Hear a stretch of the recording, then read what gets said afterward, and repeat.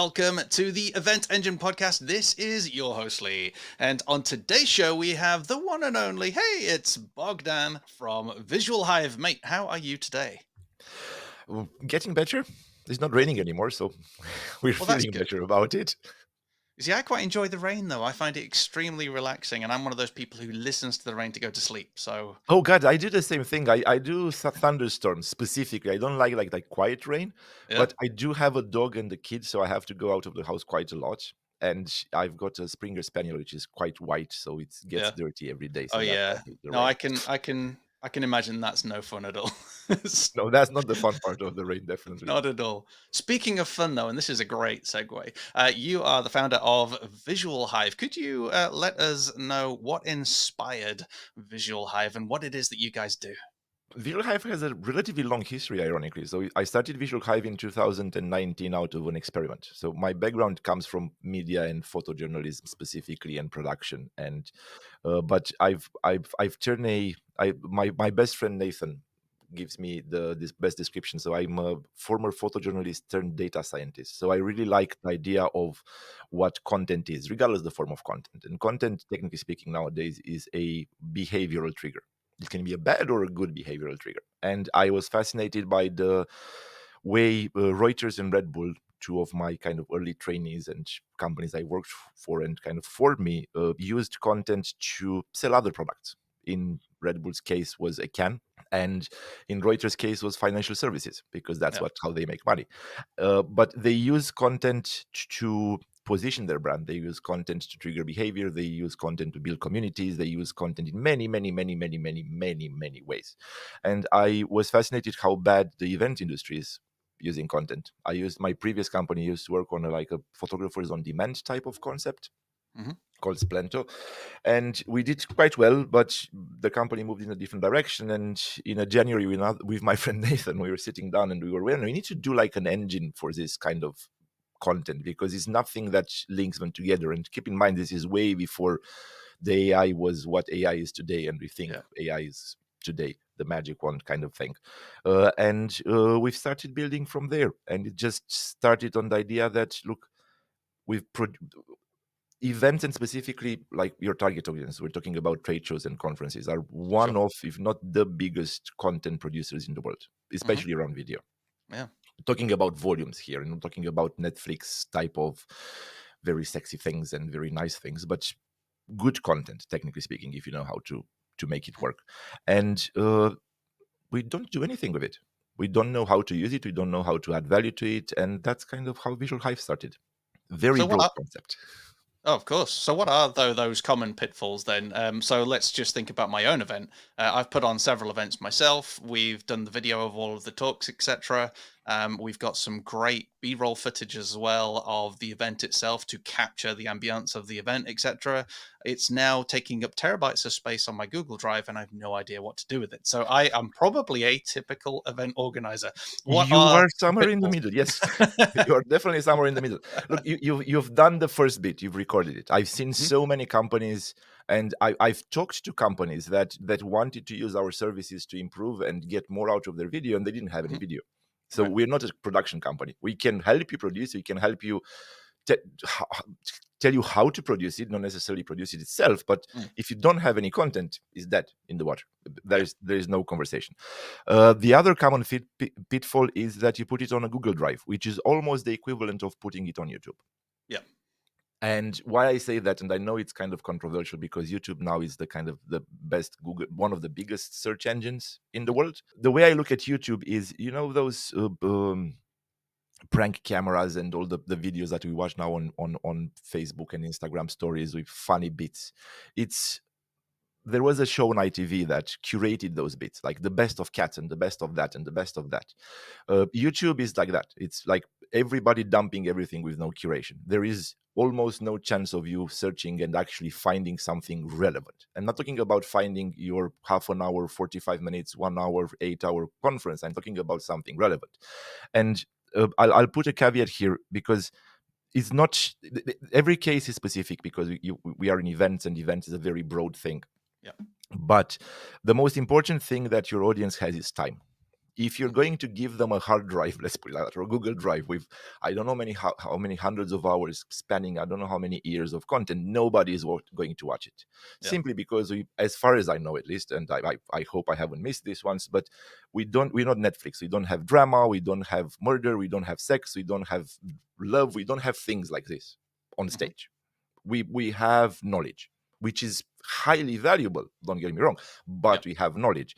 Now, your job in my head, and where we can come and help, is to curate that content, editorialize that content, so we can target your audience, so we can save them time. If you Hmm. save them time, you build trust. That means that the audience comes back. And again, that's probably not a conversation for a 20-minute podcast when it comes to trust in this world, considering the elections are going to come this year and so on and Yeah. so on. And Yeah. we have fake videos and fake AI and all this kind of stuff. But trust is highly valuable. Hmm. If you're going to tell me here is a half an hour kind of interesting keynote without giving me those sound bites that you use, for example, for this podcast that take me to the long form content. So you use short form content to long form content, then it's not going to be valuable because I'm busy, everybody's busy, everybody has a ton of things on their calendars. So curating content for your audiences, and not just look, this is my audience, these are my audiences, is Mm. sorry, my English is my second language, so I'll use that as an You're excuse. doing amazing. So the plural bit of it, Better than mine. it's the idea would be that you can, at this point, it's possible to curate content to a specific individual, even if you have 5,000 people in your audience. Yeah. And that's one of the most common pitfalls, not thinking about it. Hmm. What comes rest, okay, fair enough, you don't know how to do it, you don't have time, we can help you, there are other companies who can help you, but just think of that first. Yeah. No, you're absolutely right. I mean, we've got hours of content that over the last few events that we can make available, but people don't sit and watch the entire half-hour talk on XYZ.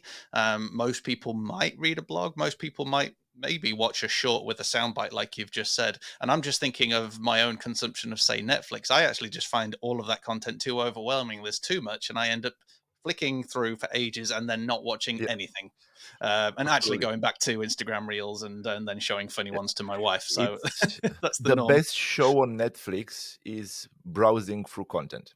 That's the best show of Netflix. That's pretty much it. We were even considering canceling it. Now, um, we've started, for example, with the podcast episodes. So with this episode, it's video content, and we have started to cut small sections out of value where the guest is maybe giving a little bit of a soundbite. But we have struggled to get an audience to that. And again, we've been using YouTube predominantly. Could you speak into that? Maybe give us some pointers, Yep. some advice.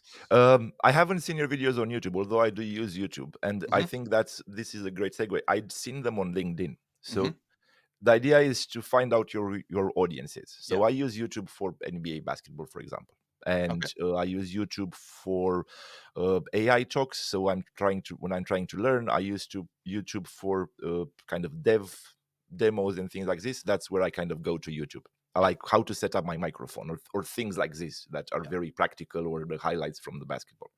I do use LinkedIn for education, on the other hand, Okay. and I know the algorithms are quite bad when it comes to trying to following the right people and trying to targeting the right people.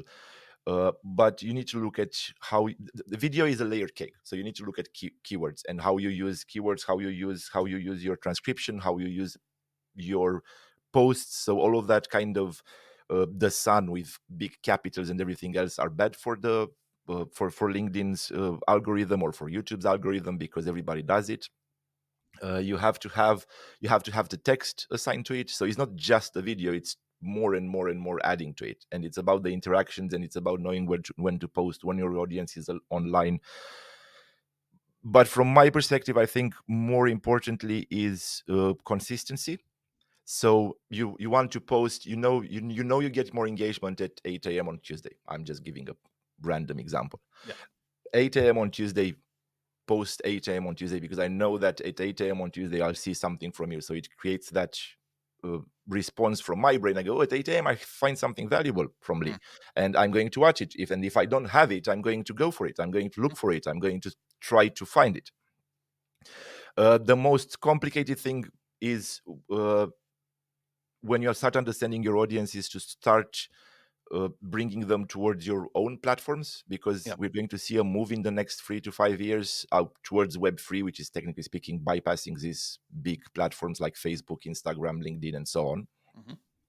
And having that content on your own platform, with a caveat, is not just putting some content on a website, because Yeah. that's pointless. You're not going to get anywhere. It's about the added value that you bring. So, for example, now because we have AI, and one of the things that we do with Visual Hive is creating an interactive on demand, whereas I can go and search on on your content and say, tell me, I don't know, what event tech is trendy, or Hmm. what about have you talked about registration? So it's not about just one video, it's about going into all of that database, because it's a database, technically speaking, of Sure. knowledge, and allowing me to save time, not to watch 3 years of content, but saying, okay, this is the things about registrations. Here are the 5 clips, the short clips. Do you want to watch more from that perspective? Yeah. That's the interactive bit. Then is the curated bit, where you would understand who I am and you would give me values. So I'm bold, so you'd give me things about how can I make my head shinier, for example. And that means that I can come to you. I don't have to go to YouTube or LinkedIn or anything and wait for something to be served. I'm going to, because I'm trusting you, and we've mentioned trust before, I'm going to come to you because you give me these interactive things. And the third thing is sharing. Let me curate your content for my audience, Hmm. because you have your audience, I have my audience, we are all on LinkedIn, we are all professionals, we all have this audience, and there is no marketing team in the world that can beat your audience if you Hmm. give them the right tools. So you asked me about how Visual Hive came to be. Visual Hive came to be also from a concept that I've been working on since about 2019, when we started initially with Visual Hive, which is user curated content, Yeah. which means is not user generated content. We have to be very clear about that. We know what Sure. user generated content is. User curated content is me going to a show, let's say, Yep. and being able to pick good content, so quality content, out of that whole show and share it with my audience. So let's say Yep. we talked about short form video content.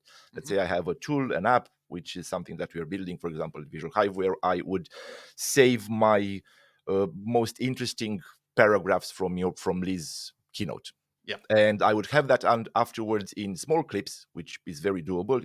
It's not just us; everybody can do that now. In Hmm. terms of, there are lots of companies that do this, and share that with my network.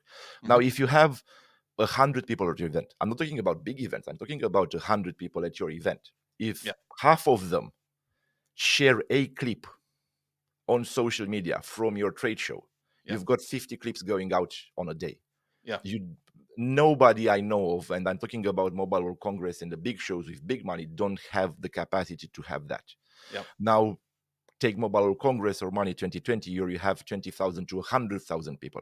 Hmm. Percentage wise, let's say not 50%, but 20% of those people share content that is on your brand, that adds value to their profile, because that's the idea of user curated content. You produce Yep. the content correctly, and I just share those 30 seconds, for example, from a keynote.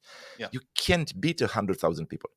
Yeah. You cannot beat 5,000 people, technically Ah, speaking, to use that in your engine. yeah. Oh, that's a really interesting concept. I've never so I've heard of user generated, but user curated. And let me just make sure I've understood this, because this is a completely new concept to me. I am putting out tons of content. Let's go back to my event. I've got my Yeah. event. Somebody comes. It's 2 days of them sitting there going, "Whoa, I've Yeah. got 8 hours a day of information. I'm now overwhelmed." However, what they could do is go to my online portal. Let's call it a portal for Yeah. now, and they can go right out. What are the key takeaways on I don't know, discovery calls for web agencies? Hmm. Okay, so and the system will then go, okay, these are all the talks that covered that, and here are some of those sound bites, and then that person can go yes, and they can do two things with this. Number one, they can go, okay, that's going to go in my head. I'm learning from that, and I'm going to action that. Yes. So that's number one. Therefore, they've had the value and built the trust with my event because they got that out. But also for themselves, they're going to say, right, I want to share this valuable nugget with my audience too, which Yes. will help them, and also improve my own brand. You know, I didn't create the content, but I've curated this content for my audience to say, hey, I've had value from this. You'll probably get value from this too. Is that a fair kind of That is absolutely you're spot trying to on. build. It sounds amazing. Absolutely. Then and that's the idea. It's that, and imagine the behavioral data you get from there. Yeah. Imagine the actual data, not the registration data that everybody kind of ticks the buttons, but the Yep. actual interest people have, an actionable interest that they Mhm. have coming out of their show, the knowledge, the trust, that you give them the tools to look better, to know better, to feel better, and everything else. That's incredible. So I think I get the impression then that as long as event organizers have video, this is something that they'd be able to do, Yes, regardless of if the event was 5 years ago. If they still have all of this absolutely. content sat there and they're doing nothing with it, how can we leverage this? You're saying we would be able to do that. Yes, you should be able to do that because you've got, so again, I'm not the salesperson in my company. I don't necessarily have Mhm. a salesperson in my company, but that's where we are going in terms of what we are building, and that's Yeah. what we are helping organizers to come in terms of. I know you don't have the team, and I'm going to give you some tools if you want to do it alone, but we can Mhm. come in and put this strategy in and give you the bespoke or custom or whatever tools you need for this to happen. And it doesn't happen just on video; it can happen on text, it can happen on photos, it can happen on anything from that perspective. Yeah. And that's kind of the conversation we had behind the show. That's the idea behind the AI engine, marketing engine we are trying to build in. So we're trying to build this logic, contextual logic with artificial intelligence and machine learning and neural networks and all these kind of things, so that we can give the organizer the tools to, or the service to say, happy birthday, this is it. Amazing. Make Lee very happy when he comes to your event. So could you share with us maybe one or two examples of how you have been able to help event organizers over the last few years with Yes. AI? So one of the most interesting case studies which I found was with Informa Markets. They had a big problem on one of their shows that this came in the pandemic, but it's still quite flagrant in my mind Mhm. because we've built a lot based on that. Yeah. It was, you have your guided tours at events, and there are no guided tours because there are no live events and happy days. So we've built a concept around the idea of creating verticals on their show. So it's a life science show. I'm not going to go into details and the names Mhm. because I probably cannot pronounce half of them.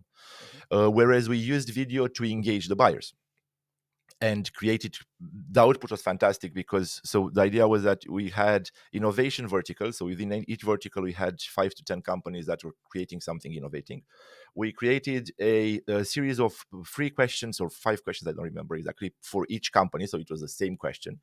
And out we recorded everything, of course, with each company, saying, okay, so what's the innovation, what did you do here, what did you do here. We didn't create the questions, we had a university professor on each vertical that created those questions.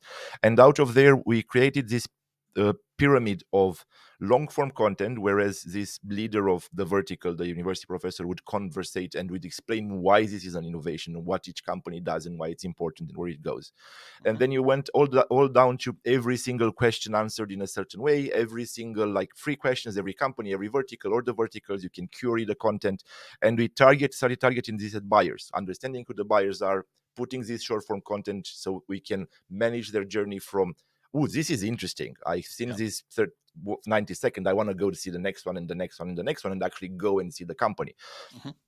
And we did this, and ironically, the show happened by the end of the day. But the output of this content targeting was more sales than they ever had doing just this in person, because the buyers came in way more prepared, knowing, being curious, knowing what's happening, a lot of value for the exhibitors. And this was just a specific example, but the idea of using video content in a targeted, curated manner became way more valuable than just walking people with by hand and having a group of 15 people going from A, B, C, D and just listening to something and being bored, which is not saying is not valuable. I'm saying it just adds value. And that was the point of where I was trying to go. We are trying to add value to existing things. Yeah, I think as well, correct me if I'm wrong, but I think the difference here is that the buyer has taken themselves on the journey to educate themselves as to the Yes, relevance of this and therefore have become invested in it. They've built that trust, which is what you talked about earlier as well. And they therefore want to go in because I've gone to many buyer events. I'm not really sure what to expect. I don't know, really understand who's going to be there, yes, what the benefits are. I'm just kind of going. And, it's almost feels like a waste of my time, and I learn everything at the actual event itself. Whereas I yes. think here, again, you are giving the tools to the user. So this is again user curation. They've gone through that Yes. journey themselves. They've said, okay, that was interesting. That 90 seconds, I'm going to carry on this journey, and they've brought themselves to the table, as it were. Absolutely, because you have to look at when it comes to this example, when it comes to using video, we need to stop thinking. And I'm not saying we because we are all in the industry and we need to teach each other and we need to work with each other. Yeah. We need to look a little bit higher up past the 2 days, 3 day, 1 day event.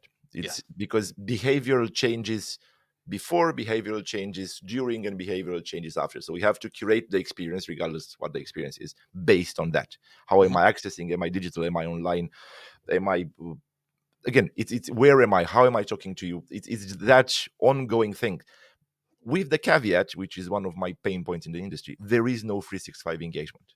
Hmm. There is You don't want to talk to that individual that is going to be on your website every day, because you have competition and there are other people in the market. You have to bring them, like we said, like every Tuesday at 8 a.m. I'll Yeah. go to Lee and say, what have you got to me for me today? Yeah. Because tomorrow morning I'm going to go to Event Industry News, I'm going to go to IBTM, I'm going to go to IMEX, I'm going to go to that, I'm going to do that. You're Hmm. not the only one in the market. Yeah. And from both the events and the podcast, I think we have about 400 podcasts in Hmm. the event industry at this point. Something to that degree. Sorry, my computer started exploding with That's okay. somebody calling. So it's not just, again, your podcast.